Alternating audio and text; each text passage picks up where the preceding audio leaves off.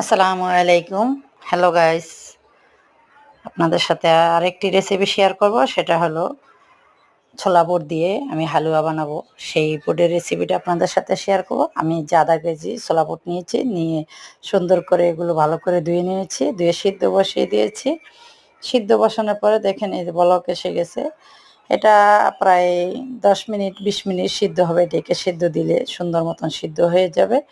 সিদ্ধ হওয়ার পর আমি ডালটা মিহিন করে বেটে নিব এবং এই ডালটা বেটে নেওয়ার পরে আমাকে আবার এটা দ্বিতীয়বার ভাজতে হবে।